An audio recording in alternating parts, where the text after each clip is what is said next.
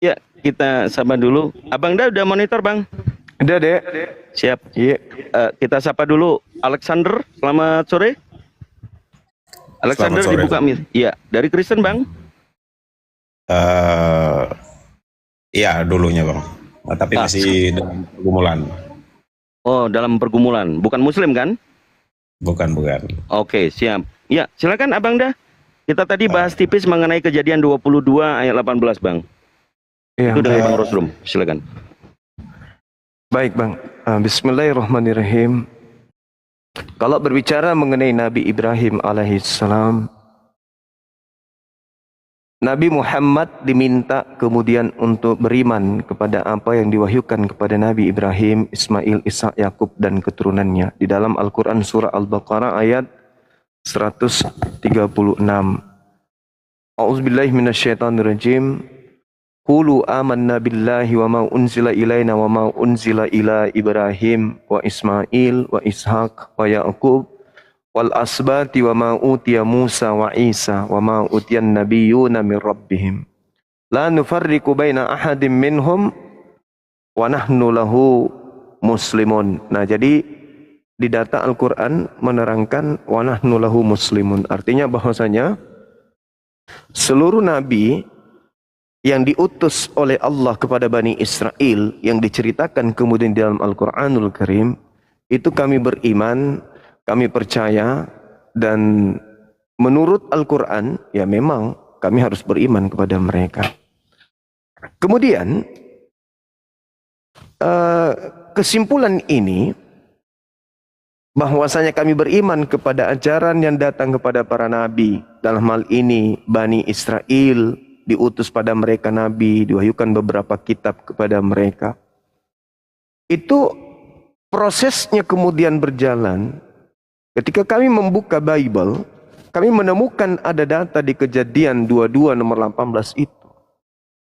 Di samping itu kami juga menemukan terkait dengan Kejadian 12 nomor 3 itu. Dan ini cakupannya membahas tentang ya Islam, Kristen, dan semua agama yang ada di muka bumi ini.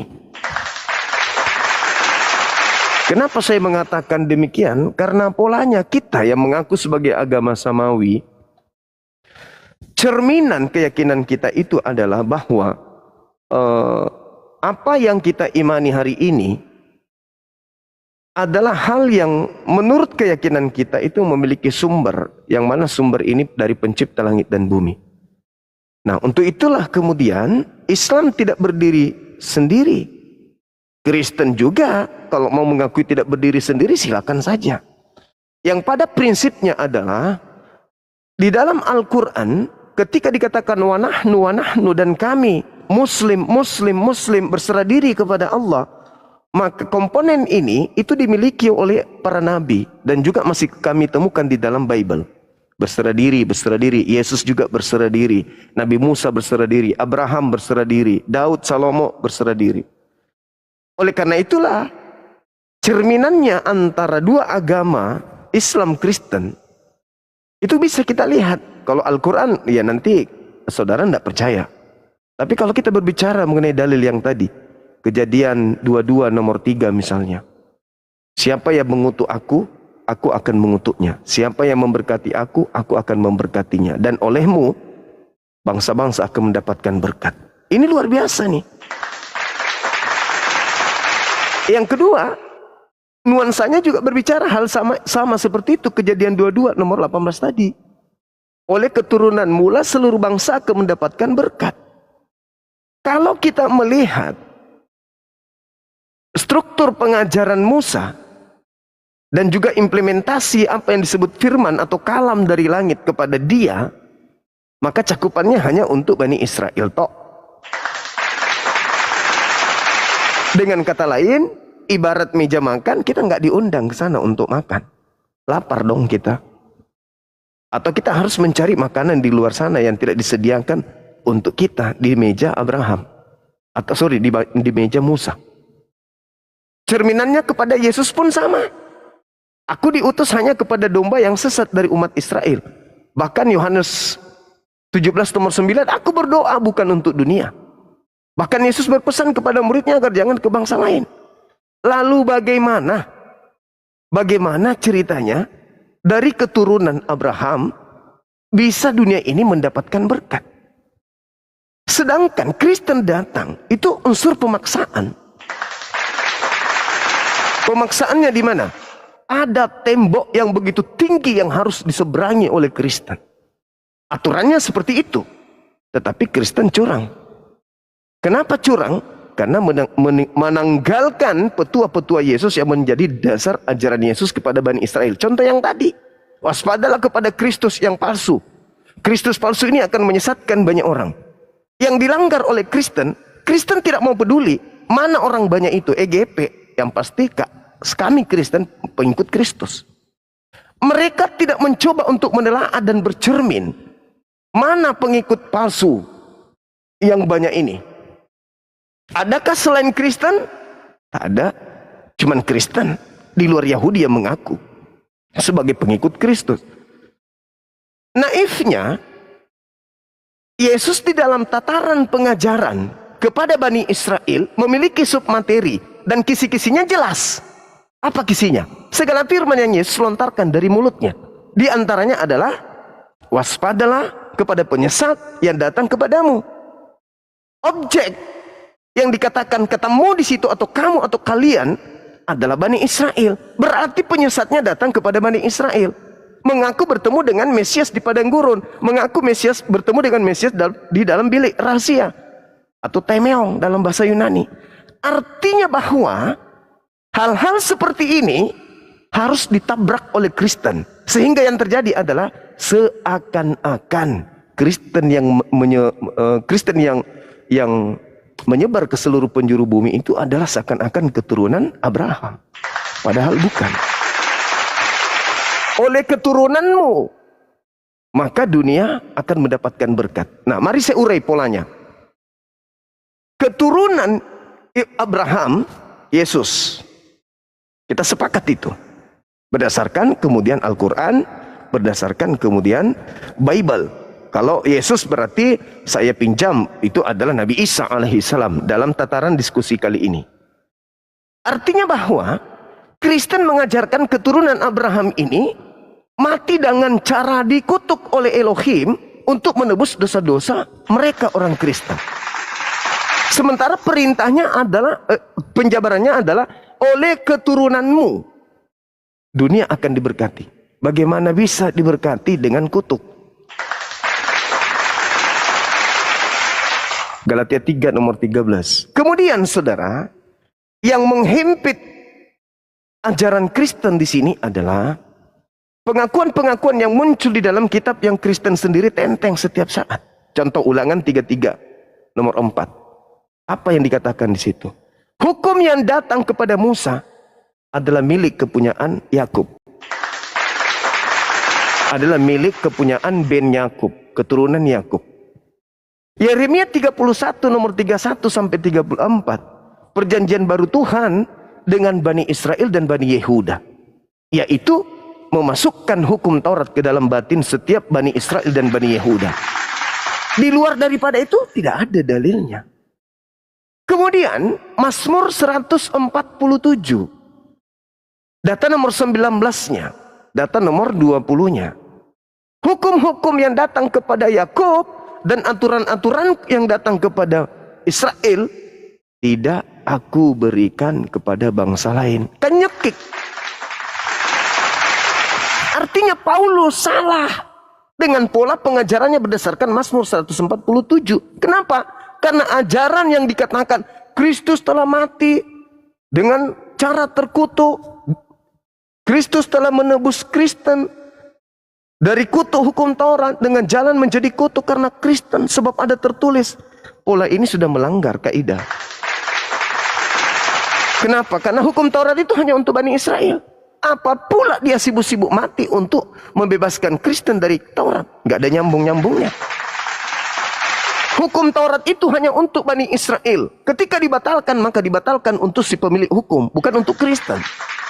Tapi lagi-lagi Kristen berasa Taurat tidak berlaku lagi. Sekarang bebas makan babi. Sejak kapan perintah larangan babi itu ada kepada Kristen? Gak ada nabi diutus ke Kristen.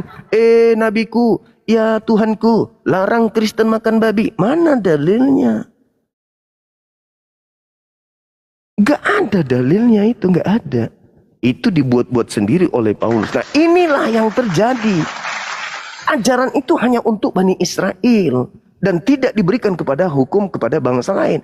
Sedangkan nubuatannya oleh keturunanmu bangsa di dunia akan mendapatkan berkat.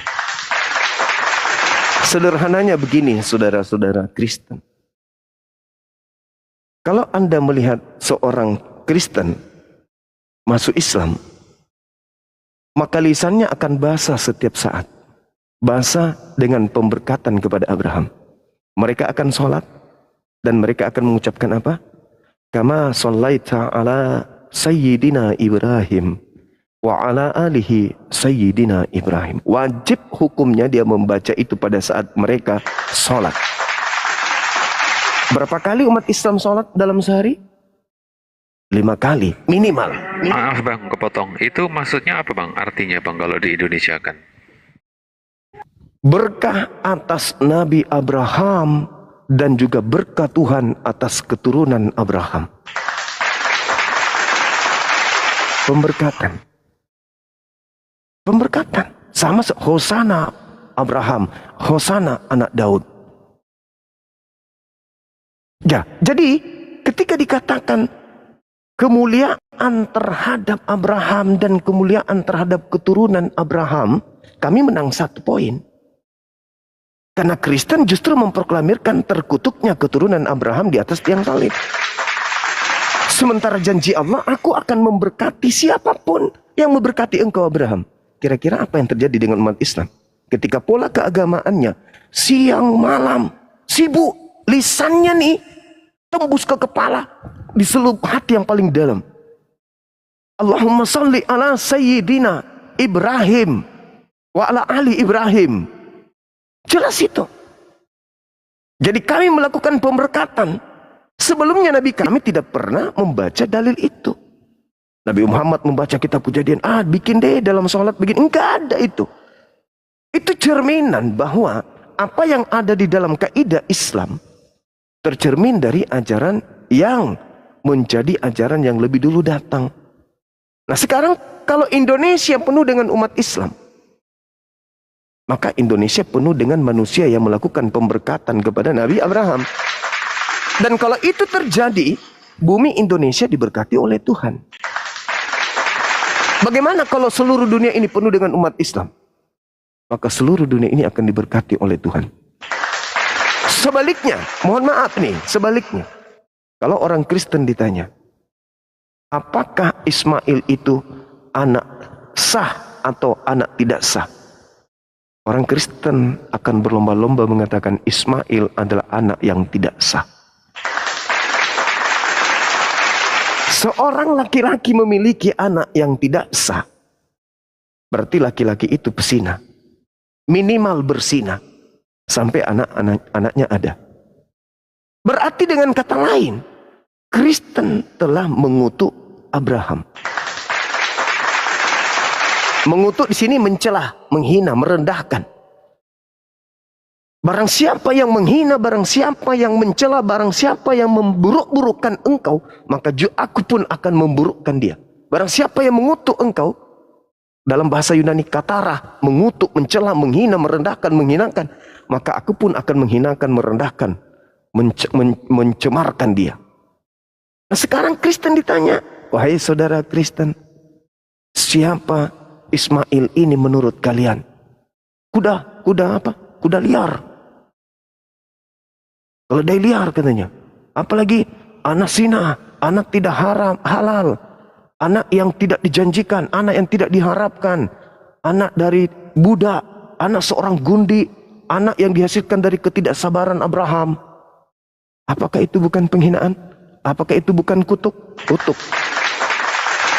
Jadi kalau Indonesia penuh dengan orang-orang Kristen, apakah Indonesia diberkati Tuhan? Tidak. Berdasarkan Kejadian 12 nomor 3. Aku akan memberkati engkau Abraham, dan siapa yang memberkatimu akan aku berkati, siapa yang mengutukmu akan aku kutuk. Kristen demi untuk menaikkan titel, demi untuk menyanjung Kristus makhluk roh yang datang kepada Paulus ini setinggi Tuhan, mereka tak peduli menghina Abraham. Abraham mengajarkan sunat, Kristen batalin. Abraham mengajarkan menyembah kepada Elohim, Kristen batalin. Abraham mengajarkan kemudian untuk kurban hewan, Kristen batalin. Apakah itu tidak membenci ajaran Ibrahim? Benci. Mau sampai kapan Kristen melakukan hal tersebut? Sedangkan polanya jangan pakai Quran, pakai Bible. Perjanjian lama lah, atau perjanjian barunya orang Yahudi. Aku akan memberkati siapapun yang memberkati engkau Abraham. Kalau orang Kristen ini memberkati Abraham, tak ada alasan dong. Sunat itu kan hanya diperintahkan kepada Abraham saja dan keturunannya. Nggak ada alasan. Kenapa? Karena kan kita ingin dapat berkat Tuhan. Dengan ingin mendapatkan berkat Tuhan, polanya apa? Memberkati Abraham, menyanjung Abraham, mengikuti milah Abraham. Nah ini satu hal kemudian. Saudara-saudara Kristen selalu bertanya, mana perintah sunat di dalam Al-Quran? Orang Kristen yang belajar pasti tahu dan paham kalau kita berbicara mengenai Brit Milah. Brit Milah artinya perjanjian sunat. Al-Quran memerintahkan ikutilah milah Abraham. Ikutilah perintah sunat Abraham. Itu dalilnya. An-Nahl ayat 123. Nah, artinya bahwa ketika Abraham bersunat, kami sekalangan dengan Abraham. Kami sekelompok dengan Abraham. Sedangkan perintahnya di dalam Yesaya 52 nomor 1. Orang yang tidak bersunat tidak boleh sekawanan dengan domba Israel. Orang yang tidak bersunat tidak boleh masuk ke kota suci Israel. Itu nggak boleh. Bahkan kalau kita lihat dalam Yehezkiel 4 nomor 6, nomor 7, nomor 8, endingnya di data nomor 9. Satu hal pelanggaran orang-orang Yahudi yang tidak bisa dilupakan oleh Elohim adalah memasukkan orang yang tidak bersunat ke dalam rumah ibadah. Orang Yahudi. Kata Tuhan di sana apa? Seluruh pelanggaran-pelanggaranmu yang dulu-dulu telah aku lupakan. Tapi satu pelanggaranmu yang tidak bisa aku lupakan dan sangat-sangat menyakiti aku. Apa itu? Engkau memasukkan orang-orang yang tidak bersunat ke dalam rumah ibadahku. Jadi bagaimana mungkin orang Kristen ini nanti di dalam datangnya Israel kedua, Israel baru, bisa sekalangan dengan domba Bani Israel. Sedangkan makan babi, tidak bersunat, tidak mandi junub, tidak tahir. Di dalam tubuhnya itu penuh dengan makanan yang diharamkan oleh kitab sucinya orang Yahudi. Jadi nggak bisa. Jadi ketika dikatakan oleh keturunanmu lah dunia ini akan diberkati. Siapa keturunan dari Nabi Abraham yang mendapatkan titah untuk mengajarkan ajaran Eloah Abraham, Eloah Isa, Eloah Yakub kepada seluruh dunia. Nabi Musa hanya untuk Bani Israel. Yesus hanya untuk Bani Israel. Lalu siapa? Oh Paulus. Tunggu dulu. Kalau Paulus harus tanya dulu. Siapa yang memerintahkan dia ke seluruh dunia? Siapa yang memerintahkan dia untuk pergi ke seluruh bangsa? Itu dulu cari. Oh bukan bang, Yesus sendiri. Yang mana itu? Yang keluar dari kubur. Periksa dulu. Apakah itu betul Yesus? Yang keluar yang bangkit pada hari ketiga? Atau jangan-jangan itu adalah Sibilisis? Periksa dulu. Data-data dulu kita harus uji. Kita uji kompetensi terhadap oknum tersebut. Kenapa dia mampu mendapatkan mukjizat? Dari mana mukjizatnya? Dari mana kekuatannya? Aku diberi kekuatan, aku diberi kuasa. Dari mana kuasanya? Harus dideteksi dulu. Pergilah ke seluruh bangsa, jadikan seluruh bangsa menjadi muridku. Murid yang mana dulu ini? Muridnya siapa ini yang datang nih, yang keluar dari kubur ini? Apa kata Yesus tentang kebangkitan hari ketiga? Apakah itu tanda untuk angkatan jahat? Atau itu angkatan untuk orang yang selamat? Teliti dulu, baru nyebrang. Karena kenapa? Yesus mengatakan hanya untuk Bani Israel. Yesus mengatakan hanya kepada domba yang sesat dari Bani Israel. Bahkan orang yang bertemu saja dengan Yesus, wanita Kanaan, seorang ibu memohon untuk kesembuhan anaknya. Yesus katakan apa? Anjing, pemakan sampah. Apatah lagi kita yang bukan Bani Israel, yang tidak sesaman dengan Yesus. Apanya kata Yesus kepada kita ini? Makanya dia turun menjadi hakim untuk yang kedua kalinya. Karena ada yang terdakwa. Kenapa ada terdakwa? Yesus malu di hadapan Tuhannya. Kenapa malu di hadapan Tuhannya? Karena dia tidak pernah sekalipun terlontar dari lisannya, terlontar dari kisi pengajarannya, sembahlah aku, Tuhankanlah aku setara dengan Bapa. Adapun perkataannya aku dan Bapa satu, satu di dalam misi, yaitu menjadi penyelamat bagi Bani Israel. Aku tidak berkata-kata dari diriku sendiri, aku tidak bekerja dari diriku sendiri, aku tidak seorang diri, sebab Bapa senantiasa menyertai aku. Aku dan Bapa adalah dua. Yohanes 8 nomor 15, 16, 17, 18. Jika aku menghakimi, penghakimanku itu benar, sebab aku tidak seorang diri, tetapi aku bersama dengan Bapa. Bersama itu artinya dua. Sebab bukankah di dalam kitab Tauratmu tertulis dua saksi adalah sah? Akulah yang bersaksi tentang diriku, satu, dan Bapa yang bersaksi tentang aku, dua. Berarti aku dan Bapa adalah dua. Kenapa Yesus mengatakan aku dan Bapa adalah satu? Yohanes 8 nomor 29. Bapa yang mengutus aku senantiasa menyertai aku dan tidak membiarkan aku seorang diri. Berarti kalau aku tidak seorang diri, ada yang menemani aku. Ketika aku bersama dengan yang menemani aku, berarti aku berdua. Aku dan Bapa adalah dua. Sebab aku senantiasa melakukan apa yang berkenan dalam dirinya. Jelas itu. Berarti Yesus pada hal ini tataran pengajarannya hanya untuk Bani Israel tok. Masih ada lagi domba di luar daripada kandang ini, di luar dari aule, kata Yesus. Yohanes 10 nomor 16. Siapa domba yang menurut Yesus di luar Yerusalem? Dia yang diterangkan dalam Yehezkiel 5 nomor 12. Sepertiga dari sisa Bani Israel yang telah kubunuh, kuserakkan, kuhamburkan ke seluruh penjuru dunia. Itulah domba-domba Yesus yang di luar Yerusalem, yang di luar aule. Kepada dialah yang domba-domba di luar Yerusalem ini, Yesus berpesan pergi. Kalau dia ada di Indonesia, ke Indonesia. Cari keturunan Yakub di sana. Jangan cari orang Batak. Jangan cari orang Toraja, orang Manado, orang Papua, Flores. Jangan. Cari keturunan Yakub yang hidup di tengah-tengah bangsa asing. Pergi ke sana. Jangan ke bangsa lain, tapi pergilah kepada domba-domba yang sesat. Apa itu domba-domba yang sesat? Yang sudah lupa pulang, yang sudah lupa kepada Elohim, yang sudah lupa kembali kepada Taurat, yang sudah lupa kembali kepada tanah perjanjian. Pergi, ajak mereka kembali, gembalakan mereka pulang kembali ke rumah. Tapi Kristen enggak. Selalu saja tampil, wah kami inilah dombanya. Dari mana domba orang darah Yakubnya enggak ada? Jadi begitu saudara, yang dimaksud di sana bahwa oleh keturunanmu harus ada antara Nabi Ismail kah atau Nabi Ishak. Nah, ternyata Yesus hanya untuk Bani Israel. Bagaimana dengan keturunan Nabi Ismail?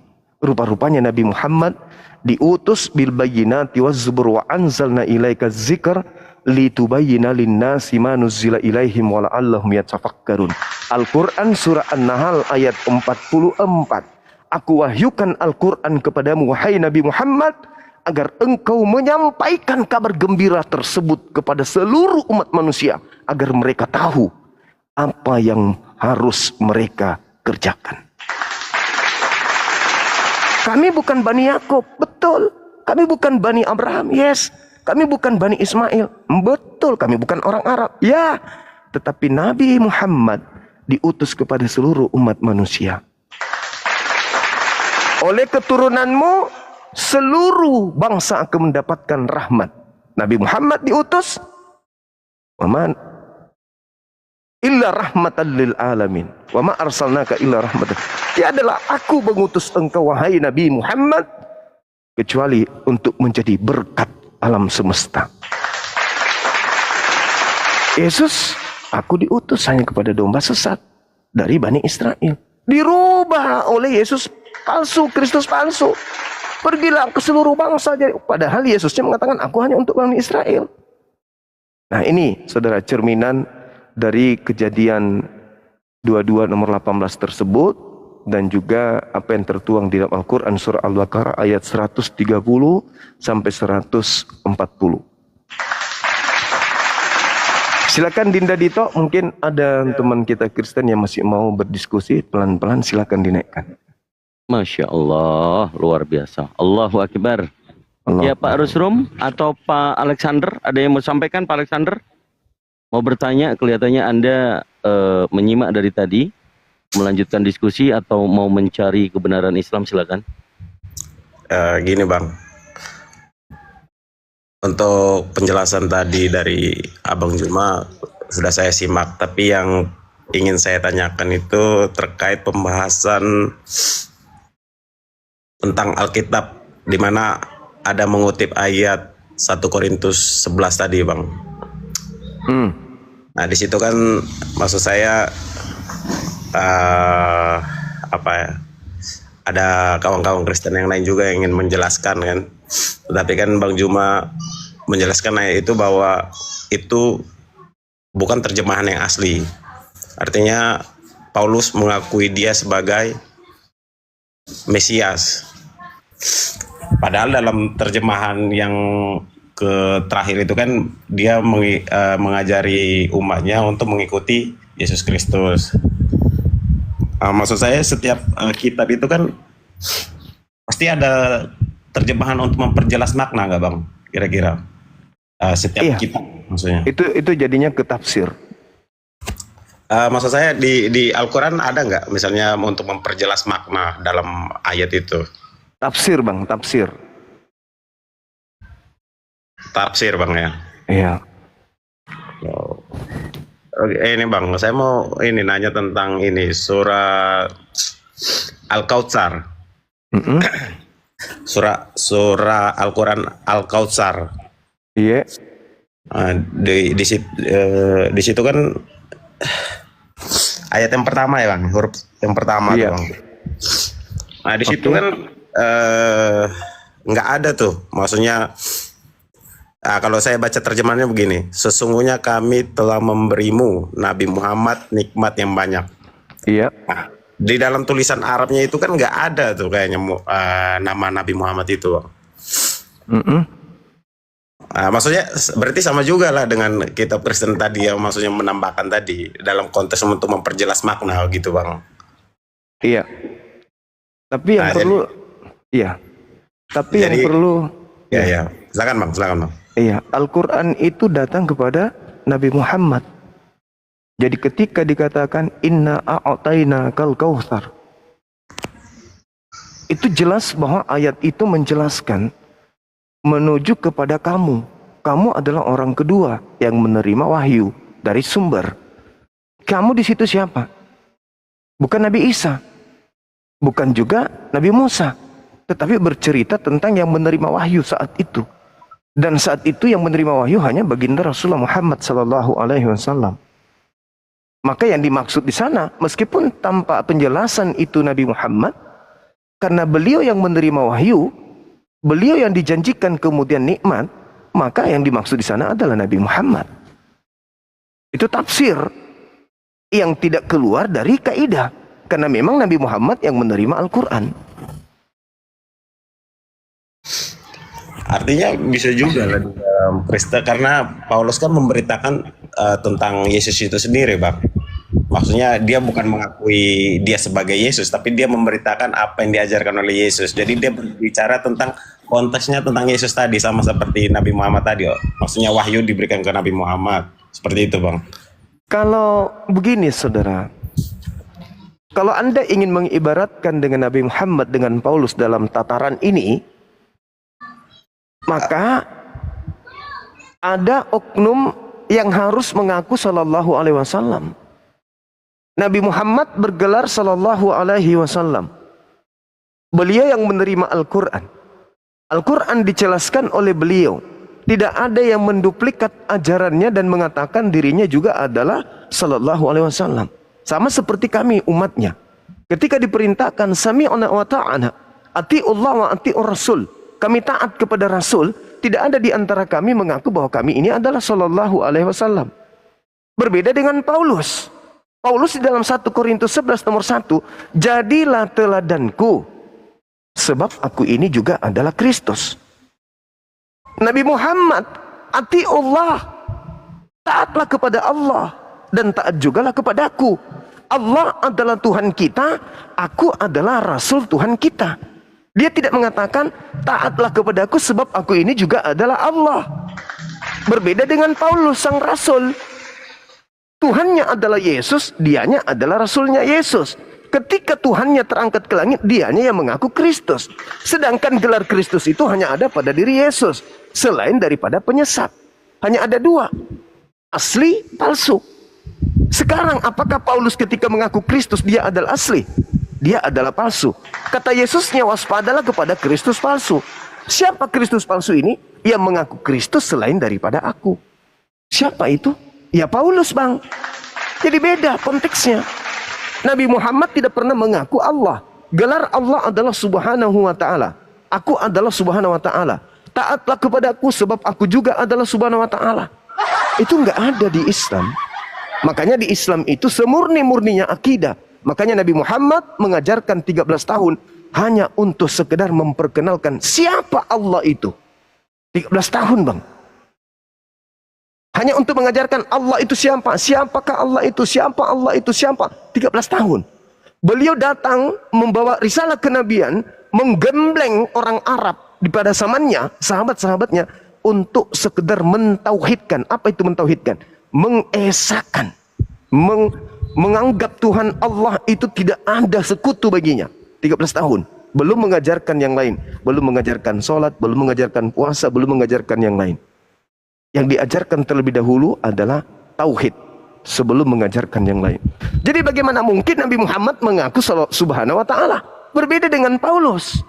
Ketika Yesus mengatakan waspadalah kepada orang yang mengaku bertemu dengan Mesias atau mengaku bertemu dengan Kristus, Paulus mengambil dua bagian tersebut.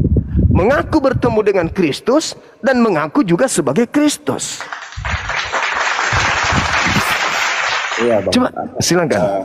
Gini, Bang, maksud saya kan sebelum pasal 11 itu kan ada penjelasan juga di pasal 12 itu, Bang. Maksudnya dia memberitahukan tentang Yesus melalui penguasaan Roh Kudus yang datang daripada Allah itu, kata dia kan. Nah, dan dia mengajari jemaat waktu itu kan untuk maksudnya ya mempercayai Yesus sebagai Tuhan yang datang daripada Allah Bapa itu sendiri, maksudnya gitu, Bang.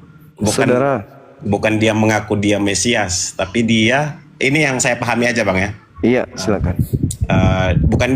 Bukan dia mengatakan bahwa dia itu Mesias. Makanya diperjelas dengan terjemahan tadi, Bang. Nah, maksudnya itu. Konteksnya itu kan ada dari pasal 12 itu, Bang. Tapi ada hal yang menarik di sini. Yang menurut saya itu adalah kekosongan dalam studi kekristenan. Apa itu? Kristen lupa kalau Paulus itu tidak pernah mengirim surat kepada orang Indonesia. Itu dulu. Itu dulu, Bang. Kalau Anda melihat 13 buku Paulus itu konsentrasinya bukan kepada seluruh umat manusia. Nah, ini dalam studi kekristenan atau pelajaran oknum tertentu. Bukan kepada litubayinir linas, kepada seluruh umat manusia, bukan. Paulus mengajarkan hanya kepada oknum tertentu dan menggunakan bahasa tertentu. Maka pola kerangka yang harus kita pakai di dalam ilmu logika berpikir sehat. Paulus mengajarkan ajarannya kepada non-Indonesia, non-bahasa Indonesia. Maka fakta akan terpapar dengan jelas ketika orang Indonesia, dalam hal ini Kristen, jujur menyikapi keadaan itu. Apa itu? Kristen harus mencoba untuk kembali kepada original teks untuk merasakan apa nuansa rasa bahasa Yunani terhadap orang Yunani. Kekosongan itu kemudian diisi oleh Kristen secara terstruktur, terorganisir, bahwa mereka harus mendiami keadaan di mana mereka harus dibalut dengan terjemahan dengan rasa Indonesia, dengan pola budaya Indonesia, dengan cerminan sebagai karakteristik sebagai orang Indonesia. Apakah pesan itu disampaikan Paulus dengan nuansa itu? Tidak. Maka beda dengan Quran. Harus kembali kepada pola, kembali kepada pabriknya. Apa tujuannya? Seperti apa kemudian cerminan di dalamnya? Penjabarannya seperti apa? Implementasinya kayak mana? Kalau Bible tidak, Bang. Nuansa yang ada di dalamnya jauh meninggalkan kemudian perahu yang menjadi tunggangan awal mula. Paulus menulis surat dari Paulus kepada jemaat yang ada di bla bla bla bla bla bla bla. Apakah Anda ngerti? Apakah Anda paham? Paulus ketika menyurat misalnya ke Roma, apakah itu suratnya nuansanya hanya untuk orang Roma atau memang hanya untuk seluruh orang termasuk orang Indonesia? Tidak, Bang. Bukan.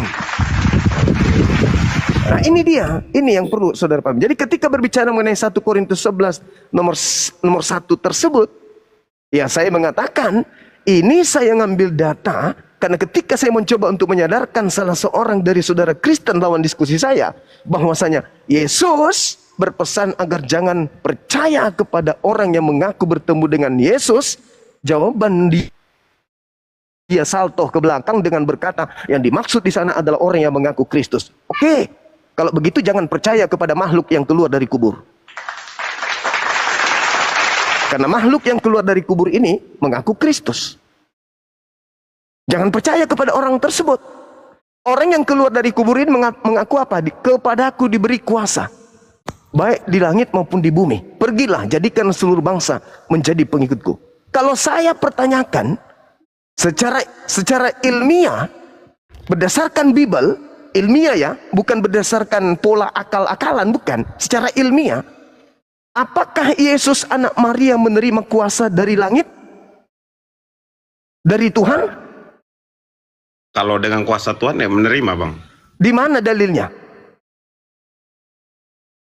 Yang menerima itu, Bang. Iya. Tapi kan Al-Quran sendiri juga mengakui itu, Bang. Tunggu dulu. Kalau di Al-Quran itu kan sebagai tanda kepada Bani Israel. Dia diberi kemudian kekuatan biiznillah. Dengan izin Allah. Membangkitkan orang mati biiznillah. Membuat orang lumpuh kemudian berjalan biiznillah. Orang kena sampar sembuh biiznillah. Dengan izin Allah. Diterangkan juga dalam Kisah Para Rasul 2 nomor 22. Orang adalah Yesus dari Nazaret. Orang yang ditentukan oleh Tuhan untuk melakukan mujizat. Perhatikan, tanda-tanda kekuatan yang dilakukan oleh Tuhan melalui perantaraan Yesus. Jadi, kekuatan yang dimiliki oleh Yesus itu tidak terlepas karena di dalam dirinya ada Tuhan yang menggambarkan kuasa tersebut. Makanya dia mengatakan apa? Makananku adalah melakukan pekerjaan yang aku lihat Bapa melakukannya. Makananku adalah melakukan pekerjaan apa yang diperintahkan oleh Bapa. Aku tidak dapat berbuat apa-apa dari diriku sendiri. Lepas dari itu, Anda lihat dalam Matius 4, Anda tengok di dalam Lukas 4. Apa yang dikatakan? Hei Yesus, jika engkau menyembahku, maka dunia beserta segala kemuliaannya akan aku berikan kepadamu. Sebab aku berkuasa memberikan kepada siapapun yang aku kehendaki. Itu ucapan siapa? Ucapan iblis, Bang. Pertanyaannya, apakah Yesus terima?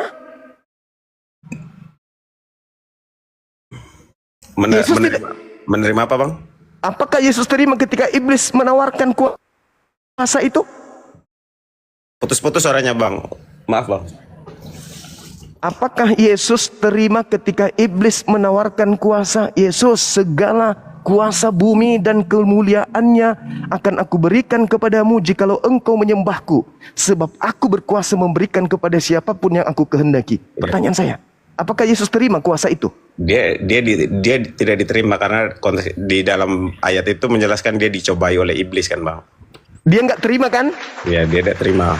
Dia tidak terima. Berarti Yesus kembali ke style pabrik. Apa itu? Aku tidak dapat berbuat apa-apa dari diriku sendiri. Kembali ke cetakan pabriknya. Dia tidak memiliki kuasa apa-apa. Dia hanya berkuasa ketika Elohim kemudian memberikan kuasa kepadanya untuk dia lakukan tanda-tanda dan mukjizat. Lihat kesaksiannya dalam Yohanes 5 nomor 36. Ada kesaksianku yang lebih penting dari kesaksian Yohanes Pembaptis. Bahwa segala kekuatan yang aku lakukan, segala pekerjaan yang aku lakukan, pekerjaan itulah yang bersaksi bahwa aku adalah utusan Bapa. Ya. Sedangkan benar, Bang. Dia mengatakan seperti itu karena dalam konsep keilahian dia itu kan memang Maksud keilahian. Trinitas tadi bang, maksudnya itu bisa dianalogikan seperti air kan, air, es dan uapnya kan, maksudnya dalam satu entitas, tapi tiga pribadi seperti itu. Saudara, sadarkah Anda ketika Yesus menjadi manusia, dia sudah ada dalam dirinya tiga pribadi? Daging, roh, jiwa. Sebelum Yesus jadi manusia, ya belum bang. Setelah jadi manusia? Setelah jadi manusia ada, menjadi daging, menjadi roh, yang tapi dari manusia, tapi ada Sudah lagi tiga? roh Allah tadi bang. Sudah tiga kan di situ? Roh di balik Yesus itu bang, maksudnya roh di Iya. balik tubuh Yesus itu, roh dari Allah tadi. Oke, sekarang begini. Ketika Yesus itu menjadi manusia, roh yang ada dalam dirinya ini dua atau satu? Dua bang. Oh. Jadi Yesus memiliki dua roh. Ya, roh yang daripada Allah itu sendiri, dan memang roh dalam bentuk daging dia itu sebagai manusia. Oh. Ya, sepemahaman saya sih bang, sepemahaman saya ini ya. Anda pernah baca Efesus, Filipi 1, Filipi 2, nomor 6, nomor 7, nomor 8? Apa bang? Filipi? Filipi 2, nomor 6, nomor 7? Filipi 6. Iya. Ya, saya Filipi 2 ayat 6. Yang walaupun dalam rupa Allah tidak menganggap kesetaraan dengan Allah itu sebagai milik yang harus dipertahankan, melainkan telah mengosongkan dirinya sendiri dan mengambil rupa orang hamba dan menjadi sama dengan manusia. Dan dalam keadaan sebagai manusia, ia telah merendahkan dirinya dan taat sampai mati, bahkan mati di kayu salib. Nah, pertanyaan saya, yang tadi mengosongkan diri siapa? Ya bang? Yang tadi mengosongkan diri siapa? Ya, Allah itu sendiri bang. Oke, berarti sudah ada Allah kan? Ya. Tidak ada Allah lagi kan? Kalau kita berpikir secara logika manusia ya memang nggak ada. Tapi kan kita berbicara ke mahakuasaan dia bang. Dia kan punya kuasa, maksud saya. Loh, tadi dia mengosongkan diri, tidak mempertahankan ketuhanannya, keilahiannya, melainkan mengosongkan diri dan menjadi manusia. Berarti tadi yang adalah maha kuasa setelah menjadi manusia masih ada kuasanya enggak? Ya tetap masih ada karena dia maha kuasa bang. Mengosongkan diri, Anda paham mengosongkan diri? Ya kalau kita berlogika dengan akal, maksud saya ini karena kita berbicara konteks kemahakuasaan banyak, jadi tidak terbatas kan? Ya, kalau maha kuasa tidak terbatas, berarti dia tidak jadi manusia. Kalau menurut saya justru karena dia tidak terbatas itulah dia bisa menjadi manusia bang. Ketika dia menjadi manusia, dapatkah dia kemudian menciptakan langit dan bumi kembali? Karena tujuannya ke dunia itu kan enggak, pertanyaan saya bukan itu. Ketika ya, dia saya paham bang. Saya paham. Ketika dia menjadi manusia, dapatkah dia berbuat sesuka hatinya? Sebenarnya bisa saja kalau dia mau, tapi yang jadi pertanyaan ini kan akal-akalan saudara. Ya bukan, ini pemahaman saya aja bang. Maksudnya secara akal saya. Bukankah sebagai manusia bukankah dia tidak bisa melakukan apa-apa? Gimana bang? Sebagai manusia bukankah dia mengaku aku tidak dapat berbuat apa-apa dari diriku sendiri? Ya benar. Berarti terbatas enggak itu? Di situ kan dia mau mengajari manusia itu sendiri agar tetap berserah kepada Allah itu sendiri bang. Sebenarnya kalau setahu saya nih bang. Ini berbicara mengenai kemahakuasaan bang. Ya. Tadi ketika Anda mengatakan maha kuasa itu berarti dia tidak akan pernah kehilangan kekuasaan. Iya benar. Ketika maksudnya dia membatasi kekuasaan dia pun itu kuasa kan?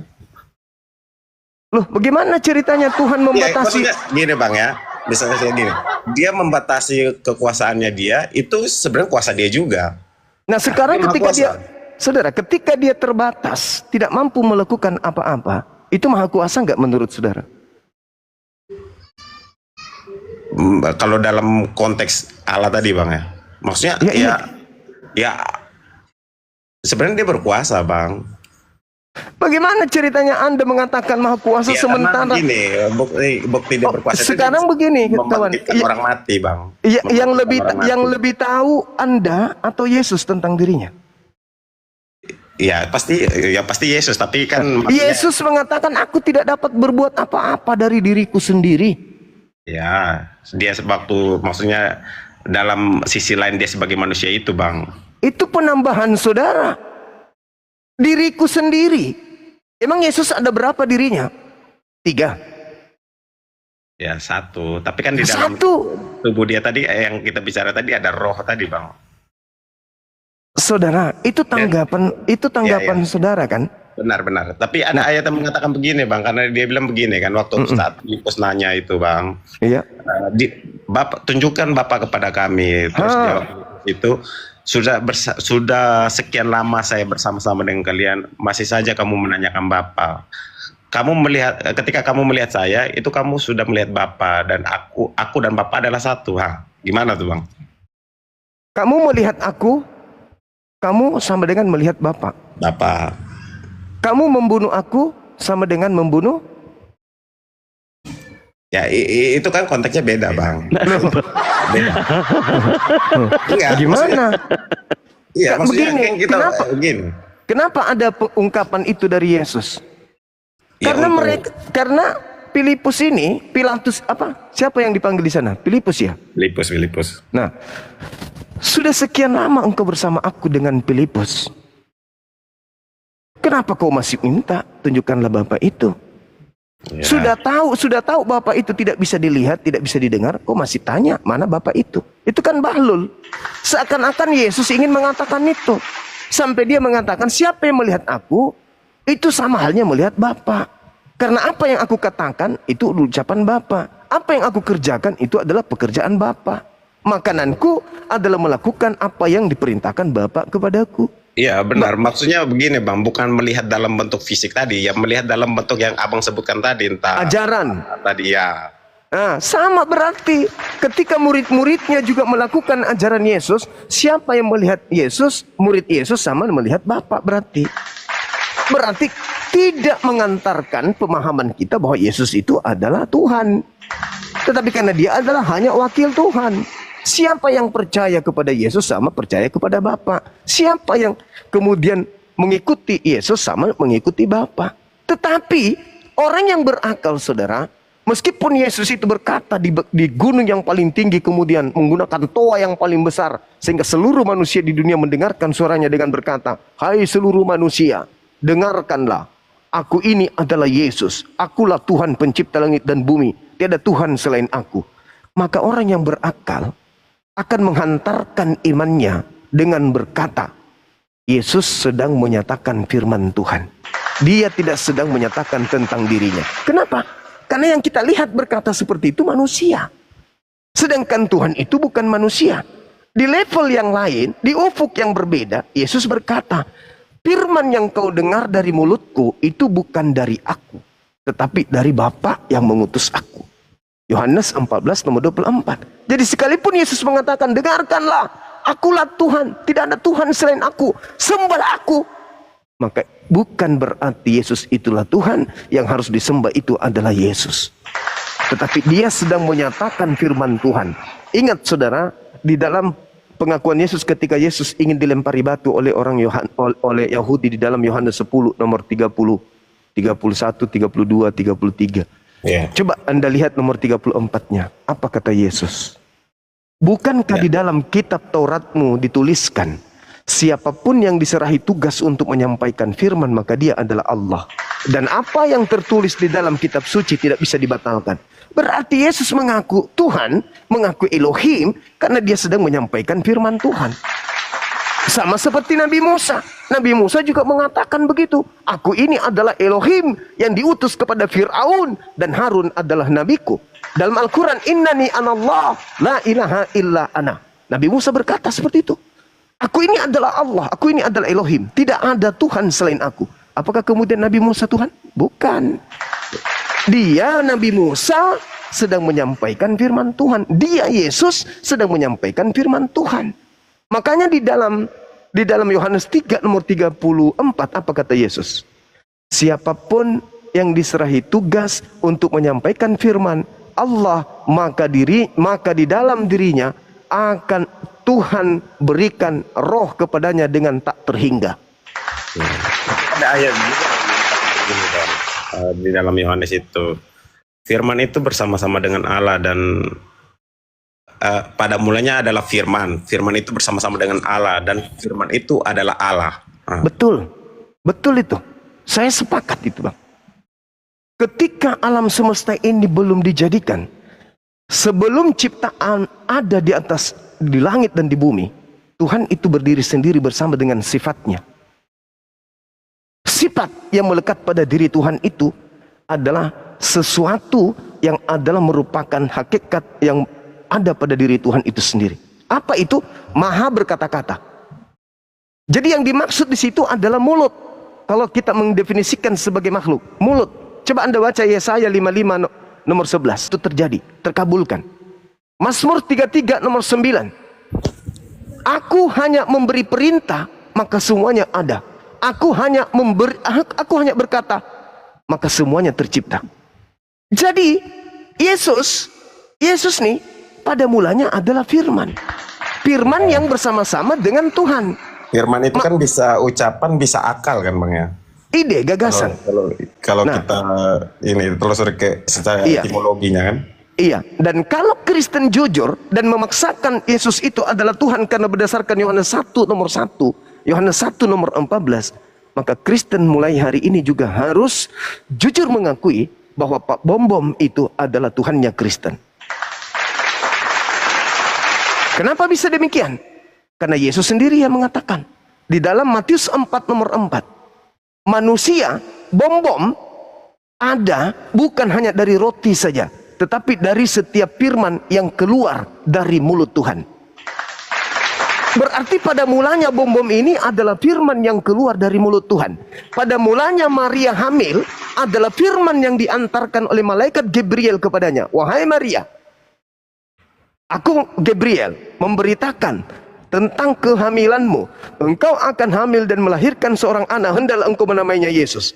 Yang datang kepada Maria melalui Gabriel itulah yang disebut firman. Maka pada mulanya adalah perkataan. Perkataan itu bersama-sama dengan Tuhan, dan perkataan itu telah menjadi daging. Yesus ini adalah perkataan. Maria hamil. Jadi mulanya itulah yang diterangkan dalam Al-Quran. Innama amruhu idza arada syai'an ayyakula lahu kun fayakun. Tuhan hanya memberi perintah, jadi Pluto, jadi matahari, jadi laut, jadi langit, jadi. Itulah kemahakuasaan Tuhan. Ketika Maria tanpa suami hamil tanpa suami, lahirlah Yesus. Jadi menciptakan sesuatu kayak bim salah bim, misalnya jadi botol gitu. Iya, itulah Tuhan. Kalau gitu dalam sains itu sendiri, maksudnya dalam penelitiannya dia ibarat kata tuh begini, sains itu kayak mencari cara penelitian, cara bekerjanya dunia atau cara terjadinya dunia. Artinya ada proses di situ, Bang. Bukan langsung bim salah bim jadi pak, ya kan? Kalau dia bim salah bim langsung, maksudnya kalau misalnya kata Tuhan jadilah bumi, artinya tidak ada proses penciptaan. Sama seperti kita cipta HP. Dalam penciptaan HP itu kan pasti ada proses, entah dari buat casingnya, layarnya, maksudnya ada proses di situ, ya kan? Betul, Bang. Makanya dikatakan di dalam agama Anda ada yang disebut kitab Kejadian. Apa itu maksudnya? Kitab penciptaan. Berapa hari Tuhan mencipta? 6 hari. Proses dong. Kan proses. Tetapi di sisi lain, Mazmur 33 nomor 9, aku Tuhan hanya memberi perintah, maka semuanya jadi. Apakah sesederhana itu? Ya tidak dong. Karena ada proses. Sama seperti Quran. Semuanya hanya mengatakan jadi maka jadi. Mazmur 339, jadi maka jadi. Yesus apakah langsung jadi manusia? Enggak dong. Malaikat datang dulu, negosiasi dengan Maria, sampai Yusuf ingin menceraikannya. Ternyata dia sedang mengandung. Mengandung itu butuh proses, Bang. Nanti 9 bulan baru Yesus dilahirkan. Firman setelah menjadi manusia keluar nggak langsung berkumis. Bayi dulu bang, butuh proses. Jadi kalau Anda mengatakan bahwa Yesus itu adalah firman, bahwa dia adalah Tuhan, itu kesalahan fatal. Yesus memang pada mulanya firman. Alam semesta ini pada mulanya firman. Firman itu apa sih menurut Kristen? Firman itu menurut ilmu itu adalah perkataan atau kata. Firman Tuhan artinya perkataan Tuhan. Ketika Tuhan berfirman, maka Tuhan sedang berkata. Pada mulanya adalah kata. Kata ini terimplementasi menjadi nyata. Kalau manusia mengatakan, jadilah sapi. Manusia tidak punya kuasa. Maka perkataannya tidak tercipta, tidak terjadi. Tapi kalau Tuhan mengatakan, jadilah sapi, jadi sapi bang.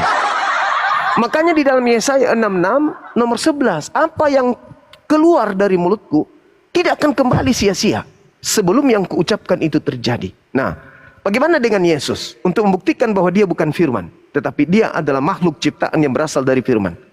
Baca Yohanes 8 nomor 42. Apa kata Yesus di sana?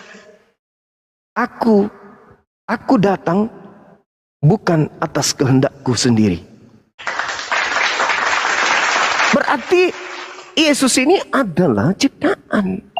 Karena yang bukan ciptaan itulah yang berkehendak.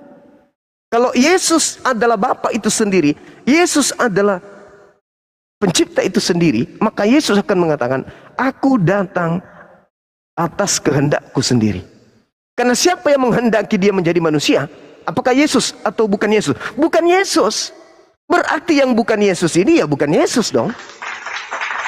Aku datang menjadi manusia bukan atas kehendakku. Lalu atas kehendak siapa? Ya oknum lain. Memang ada berapa kehendak pada diri Tuhan? Ada 2. Kalau pada diri Tuhan ada 2 kehendak, bahaya itu bang. Tuhan yang satu berkehendak menurunkan hujan. Tuhan yang satu menghendak jangan turunkan hujan. Tuhan yang satu mengatakan kiamat. Yang satu bertahan jangan terjadi perang Tuhan. Jadi Tuhan itu hanya ada satu kehendak. Alhasil Yesus menjadi manusia bukan atas kehendaknya. Berarti dia bukanlah Tuhan. Dia bukan Alfa. Dia bukan Omega. Pernyataan dia bang. Yang menganggapnya kemudian Alfa dan Omega siapa? Yaitu tadi yang harus diwanti-wanti oleh murid Yesus. Waspadalah kepada penyesat yang datang kepadamu. Coba. Ini kesimpulan saya terakhir. Dengarkan saya bang. Kalau Anda kumpulkan semua tinta merah yang ada di Bible. Anda susun mulai dari A sampai Z. Adakah yang bisa menghantarkan kita menuhankan dia? Tidak ada. Apa? Sedangkan dia sudah tutup sampul buku pengajarannya kepada Bani Israel di Yohanes 17 nomor 8. Segala tinta merah yang engkau berikan kepadaku, telah aku berikan kepada muridku Bani Israel. Dan setelah tinta merah itu mereka terima seluruhnya, mereka percaya dengan pasti bahwa engkaulah yang telah mengutus aku. Ini Rasulullah. Nah, kenapa kemudian tinta merah ini tertafsir, tersiar bahwa dia adalah Tuhan? Karena adanya bumbu-bumbu dari Kristus palsu yang datang mengatakan dia Tuhan, dia adalah korban penebus dosa, dengan kasihnya dia datang blak blak blak blak blak blak blak blak blak blak.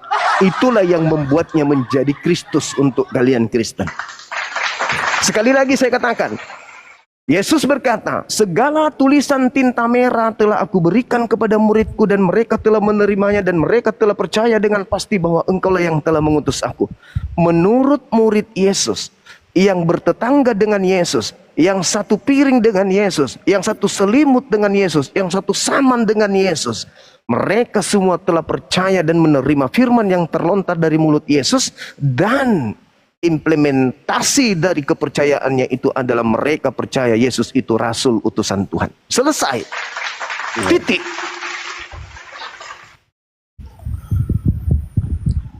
Seperti itu saudara. Silakan. Iya bang. Tapi kan dalam pemahaman umat Kristen sendiri kan berbeda. Nah, itu dia. Maksudnya karena mereka berbeda. percaya akan kemahakuasaan Allah itu sendiri. Karena apa coba bang? Kenapa mereka tentang nubuat tentang Yesus itu kan sudah ada di perjanjian lama bang. Itu coba lihat. Coba lihat bang. Dalam Yesaya misalnya. Coba lihat bang. Itu dari mana? Dari mana magnet ini datang? Yesus itu adalah Tuhan karena di dalam kitab Yesaya. Dari mana datangnya hal itu, Bang? Nubuat itu kan melalui nabi, Bang, nabi-nabi sebelum Yesus itu. Oke, saya paham. Tapi sebagai Kristen, dari mana Anda meloncati Yahudi? Misalnya gini. Di sini Kristen, di sini Yahudi, di sini Kristen, di sini Taurat. Kristen di sini dia loncati pagar Yahudi, mengambil kitab itu. Oh, ini adalah nubuat.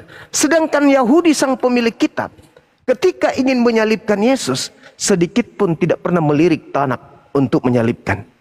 Anda baca di Yohanes 11, Bang, nomor 45 sampai nomor 57.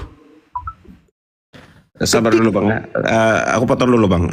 Silakan. Gini, di dalam Taurat itu kan Yahudi juga kan pakai Taurat yang sama dengan Kristen, cuman Silakan. berbeda. Silakan saudara, silakan. Tapi ingat, orang Yahudi mengerti kitab Tanakh, mengerti bahasa Ibrani.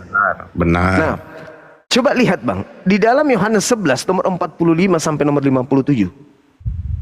Di situ ada imam kepala. Tinggi mana ilmu Bibelnya, ilmu kitab Tauratnya, imam kepala dengan pendeta-pendeta. Yohanes berapa, Bang? Yohanes 11 nomor 45 sampai nomor 57. Di situ ada imam kepala, di situ ada orang Farisi, di situ ada orang Yahudi, di situ ada Mahkamah Agung, di situ ada imam kepala. Dibuka aja, Dinda, biar saya nggak ngantuk. Ada imam kepala. Bagus. Di situ ada imam kepala.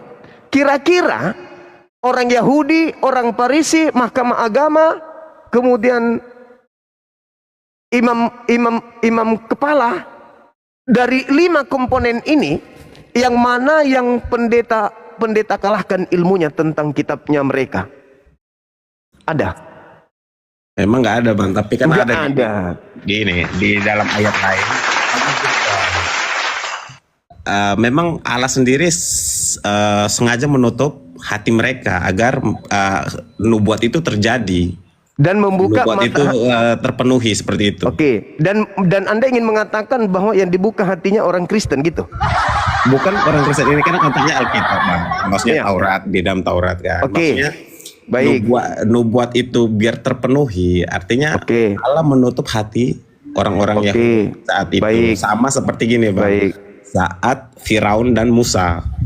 Itu baik. kan Allah sendiri yang menutup hati Firaun untuk dia melawan Musa, kan? Baik. Sekarang begini, kawan.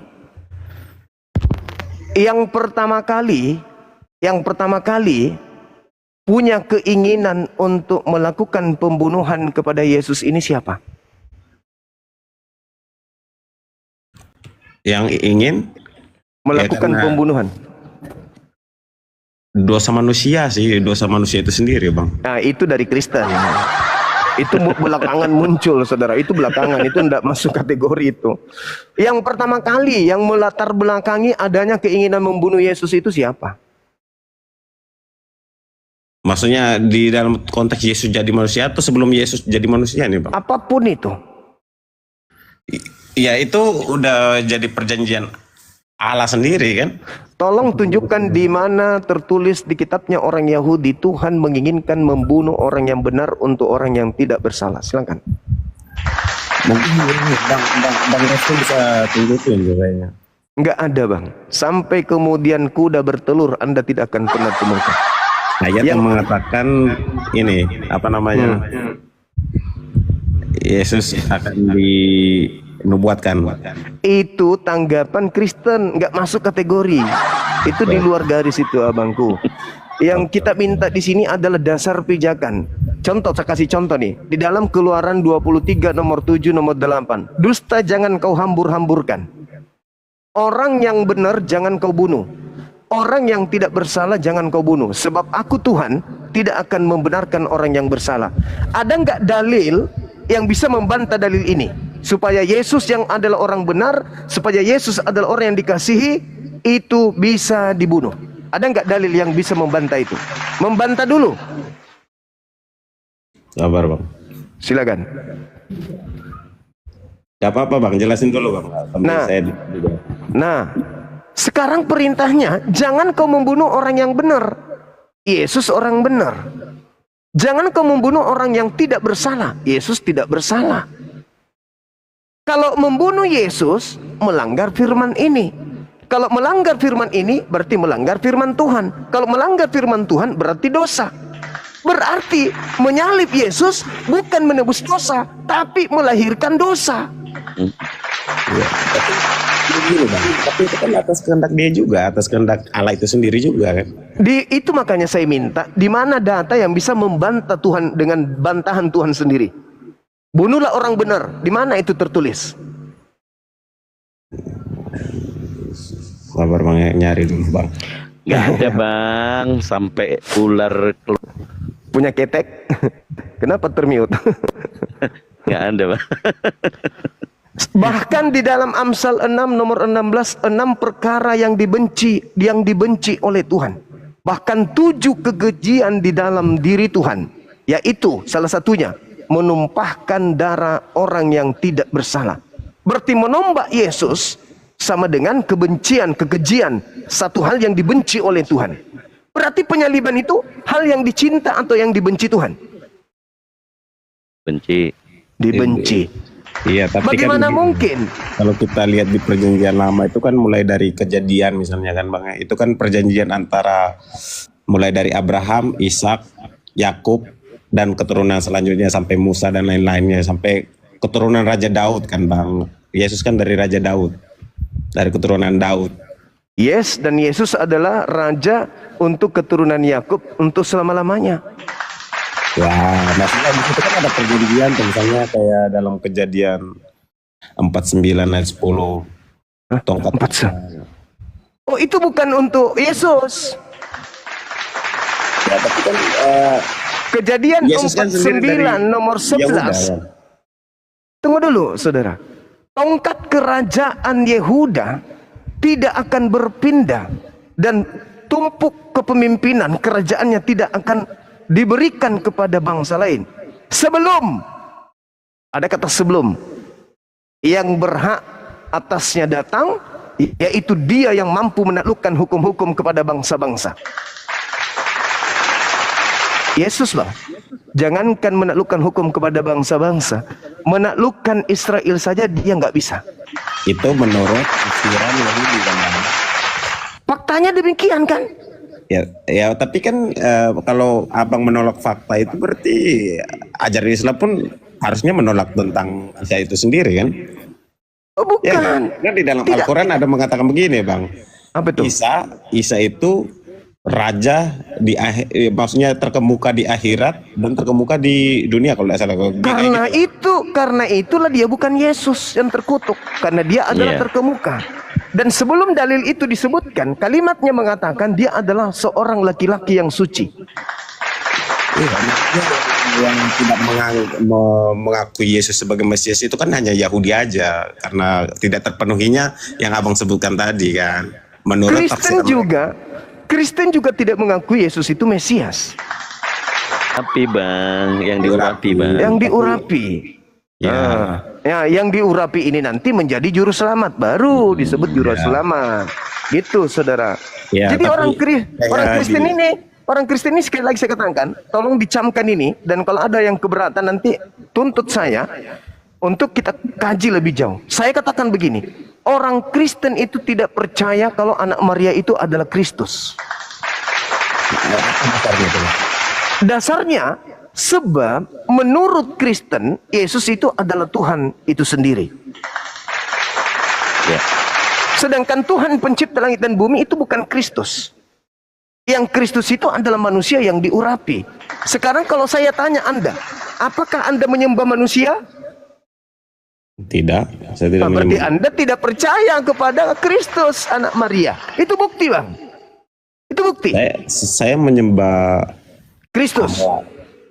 Allah bukan. dan Anda tidak menyembah Allah sebagai sang pencipta itu dan Yesus sebagai ininya, maksudnya penyampai firman tadi Bang. Tetapi pada ujung-ujungnya ketika Kristus palsu masuk menggerogoti tubuh Anda akan mendudukkan manusia yang utusan tadi ini sehakikat dengan Tuhan itu sendiri. Betul? Iya dong.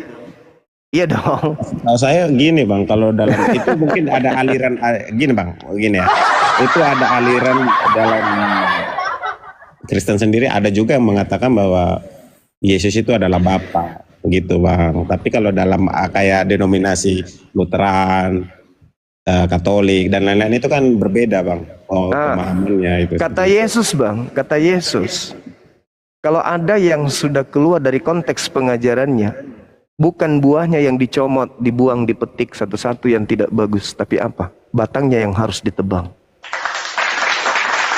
Berarti seketika satu di antara ribuan sekte di Kristen itu salah, maka bukan Kristennya yang harus dijauhkan atau dibakar ke neraka. Batangnya. Dari mana Kristen ini awal mula? Katolik. Iya benar. Dari mana Katolik ini berada? Dari Paulus. Berarti ketika Katolik salah, maka semuanya salah. Ketika Paulus salah, maka semuanya salah. Nah, kita cari akarnya. Paulus ini benar atau tidak? Sebenarnya yang salah itu di penafsiran enggak sih bang? Sekarang saya ulang lagi pertanyaan saya. Paulus ini salah atau tidak menurut saudara? Ya, karena dia mengajarinya tidak bertentangan dengan ajaran Yesus itu sendiri. Menurut sejauh ini mungkin menurut saya belum, misalnya bang, belum bisa dikatakan salah. Oke. Ketika Yesus berkata, aku diutus hanya kepada domba yang sesat dari umat Israel, apakah itu tidak bertentangan dengan pengakuan Paulus, aku diutus untuk non-Israel? Sebenarnya karena ada yang begini bang, kata Yesus sebelum dia naik ke surga tuh, baptislah mereka dalam nama Bapa, Anak dan Roh Kudus dan beritakanlah Injil itu, maksud kebenaran itu kepada dia. Saudara, Yesus tidak pernah membaptis satu manusia pun. Benar, dia tidak pernah membaptis, tapi dia memerintahkan untuk membaptis, bang. Gimana tuh, bang? Yang memerintahkan membaptis itu adalah makhluk yang keluar dari kubur, yang mengaku Kristus. Ya. Apakah itu Yesus? Bukan. Itu Ya. tadi yang saya katakan kepada saudara. Pernahkah? Ya bang, saya minta, maksudnya begini bang, karena pembicara bilang bukan Yesus, dasar itu dalilnya apa bang? Maksudnya yang bisa biar saya baca lagi gitu. Oke, baik. Anda baca kemudian di dalam data pengakuannya, ketika dia mengatakan tanda-tanda kedatanganku, Matius 24.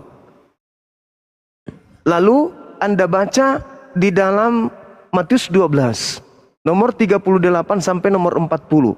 Angkatan jahat ini minta satu tanda dan tidak akan diberikan satu tanda apapun. Angkatan jahat loh ya.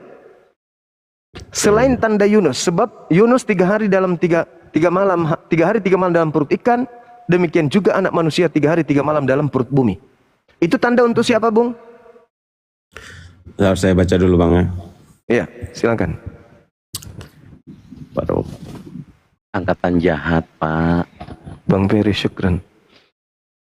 Pada waktu itu berkatalah beberapa ahli Taurat. Itu tanda untuk angkatan jahat. Kepada Yesus. Orang Farisi.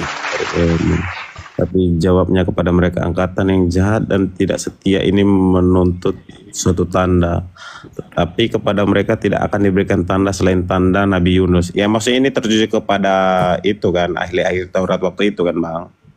Iya. Angkatan waktu Paulus itu. termasuk nggak Paulus? Tapi kan Paulus tuh kan generasi selanjutnya bang. Generasi Oh, selanjutnya. siapa bilang generasi selanjutnya? Anda salah ini. Bukan ya? Bukan. Itu seangkatan dengan Yesus. Paulus dan Yesus itu seangkatan, cuman beda 2 tahun itu usianya. Makanya Anda baca data nomor 40, nomor 43 sampai nomor 45 Anda baca. Bukannya Paulus itu hidup setelah beberapa tahun, 300 tahun. Tidak, saudara, tidak. Ya maksudnya Tidak. Paulus itu kan bukan murid Yesus bang. Nah, tapi dia saudaraku. Kayak gini bang, begini bang ya. Gimana? Saya pernah baca juga terkait penulisan-penulisan dalam hadis. Maksudnya itu ada generasinya kan. Ada sahabat Nabi, ada generasi tabiin, ada generasi tabiut, ada lagi generasi Tabi'in, kan, iya. Ya kan, maksudnya Iya, anggap generasi saja, ada iya. generasinya. Iya. Ya maksudnya Paulus sendiri kan bukan hidup di zaman Yesus, tapi dia Hidup di zaman Yesus, Paulus itu. Tapi kalau saya Yesus buka historinya dia hidupnya 3 tahun Masehi setelah Yesus. Yesus kan hidup sebelumnya itu, Bang. Oh, enggak, saudaraku. Paulus menulis surat pertama kali itu tahun 50 Masehi. 50. Pertama kali 50 Masehi. Ya, Yesus. Dia nulis surat Galatia. Yesus kan Masehi itu kan dihitung dari lahirnya Yesus. 1 Masehi. Iya. Iya, dia 50. Ya, artinya Berarti kalau 1 Mas Yesus aja hidup sebelum Masehi lah hitungnya kan ya. Apa? Yesus hidup sampai tahun 33. Ya, 33. Dia hidupnya 50-an. Itu jaraknya lumayan loh, Bang. Paulus menulis surat di tahun 50 mulai menulis surat. Ya. Nah, sekarang pertanyaannya nih. Menurut tradisi gereja, ketika bangkit dari kubur, oknum tersebut masih mutar-mutar 40 hari kan? Kurang lebih mungkin, Bang. Nah, bukan kurang lebih 40 hari dia. Ya. Nah, setelah 40 hari, berarti ada masa puluhan tahun kehilangan Yesus. Di bumi nggak ada Yesus. Tiba-tiba saja di tahun 50, Paulus menuju ke Damsyik, datang padanya oknum mengaku Kristus. Itu siapa? Baca di dalam Kisah Para Rasul 9 nomor 3. Habis itu Anda baca Markus 16 kan. 16 nomor 12 itu ketika dia mengaku bertemu dengan Yesus dalam rupa lain. Dia menampakkan diri emang. Iya. Nah, pertanyaannya ini Kristus yang mana? Sedangkan Yesus sudah terangkat di langit. Turun lagi dia, Yesus turun. Di ayat berapa, Bang, yang maksudnya konteksnya mana nih, Bang? Coba Abang. Kisah Para Rasul 9 nomor 3 bunyinya apa, Dinda? Kisah Para Rasul. Iya. Berapa, Bang? Perjalanannya ke Damsyik ketika ia sudah dekat kota itu, tiba-tiba cahaya memancar dari langit mengelilingi dia. Menuju ke Damsyik. Yesus menubuatkan apa? Apabila ada orang mengaku bertemu dengan Mesias di padang gurun, jangan kamu percaya. Iya, cahaya Paulus mengaku bertemu Kristus di padang gurun.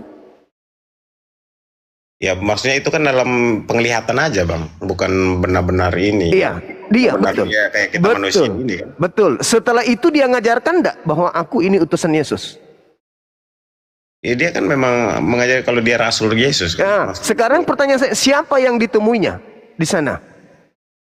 Ya, penglihatan tadi, Bang, penglihatan. Siapa itu? Penglihatan dari Allah itu sendiri. Kristus kan? Iya. Nasihat Yesus percaya atau jangan percaya? Ya kan penglihatan, maksudnya apa yang diajarin dia kan? Maksudku kawan, Yesus menasihati muridnya percaya atau jangan percaya? Jangan percaya kepada orang yang mengaku menjadi Mesias. Jangan percaya. Orang yang mengaku Mesias, Bang. Iya, berarti ketika orang itu datang kepada Paulus, akulah Kristus yang kau aniaya. Percaya atau jangan percaya? Nah, ini konteksnya dia. Maksudnya ini, Bang, itu kan penglihatan ya, Bang. Iya, betul. Dengarkan, Bang, Matius 24 nomor 24. Sebab Kristus palsu akan datang melakukan banyak mujizat. Jadi kalau dia bermujizat datang hanya berupa cahaya dan suara, boleh nggak? Iya, Mas, tapi kan yang dari itu maksudku itu nggak bertentangan dengan Injil Matius Markus tadi, Bang. Gimana ceritanya tidak bertentangan? Yesus mengatakan, apabila ada orang mengaku ada Mesias di sini, ada Mesias di sana, jangan kau percaya. Sebab Kristus palsu akan datang melakukan banyak mujizat sekiranya mungkin menyesatkan banyak orang. Camkanlah, aku telah mengatakannya kepadamu terlebih dahulu. Jadi apabila ada orang berkata ada Mesias di padang gurun, ada Mesias dalam bilik rahasia, jangan kamu percaya. Tolong tunjukkan siapa yang pernah mengaku bertemu dengan Mesias di padang gurun. 1,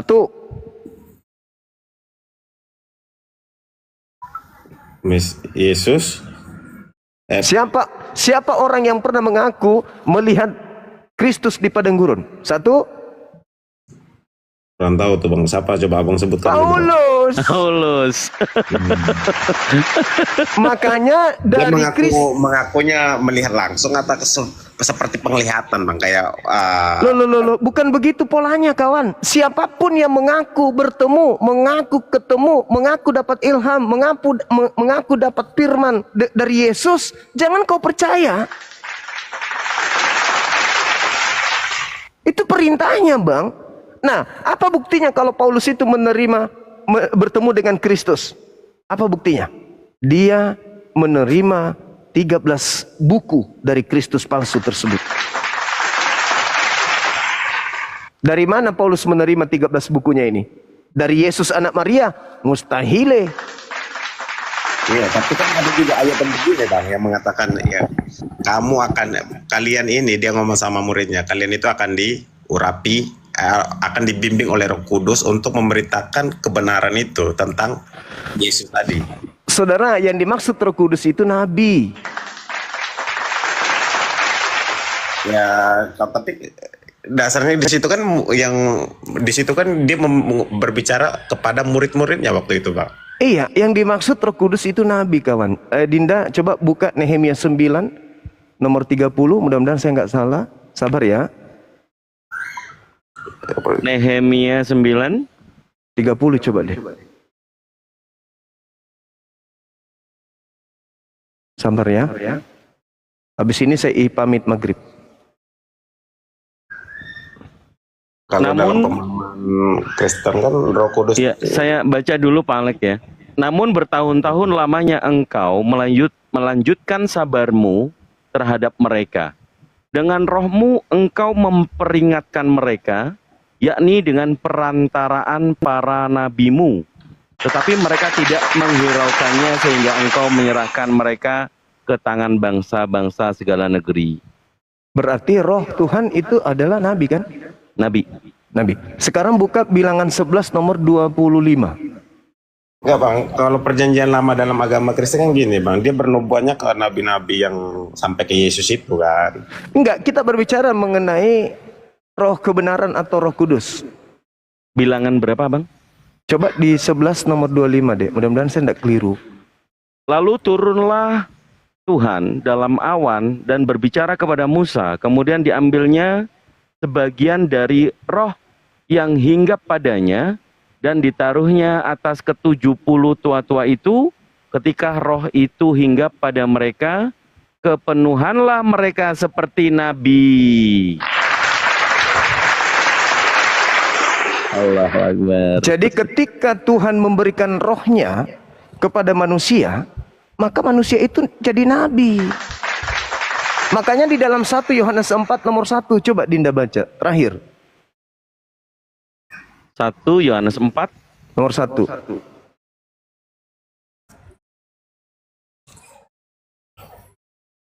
Saudara-saudaraku yang kekasih, janganlah percaya akan setiap roh, tetapi ujilah roh-roh itu, apakah mereka berasal dari Elohim, sebab banyak nabi-nabi palsu yang telah muncul dan pergi ke seluruh dunia. Berarti roh itu identik dengan nabi. Kalau dia roh dari Tuhan, dia nabi Tuhan. Tapi kalau dia roh dari iblis, maka dia nabi palsu. Itulah yang dikatakan oleh Yesus. Nah sekarang yang datang kepada Paulus ini roh atau bukan? Ya, kalau kata abang tadi roh kan. Roh. Uji dong. Apakah Paulus ini nabi palsu atau bukan? Makanya Uji. diuji dalam ini bang, tulisan-tulisan dia itu bertentangan nggak dengan ajaran Oke. Yesus melalui kitab Injil Oke. Matius Markus tadi. Mau diuji Paulus ini?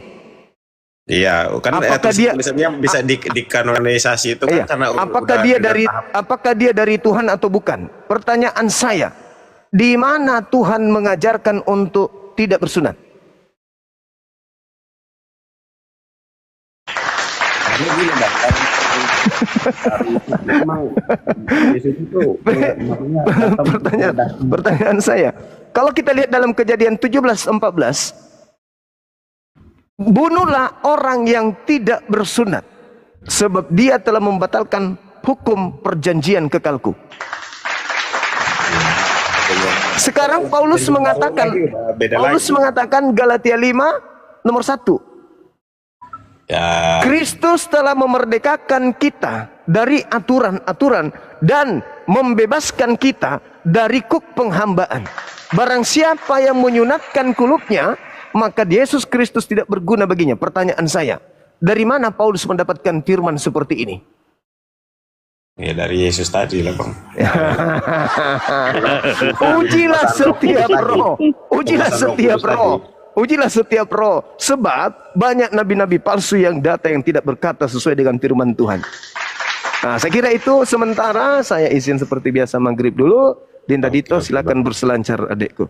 Sorry ya saudara Alexander, terima kasih Anda sudah berdiskusi dengan baik. Saya ibadah sejenak 10-15 menit. Terima kasih netizen, jangan kemana-mana. Kita masih bersama dengan teman-teman kita di sini. Ya Pak Bangda. Jadi Pak Alexander, konklusinya Pak Alexander kan ini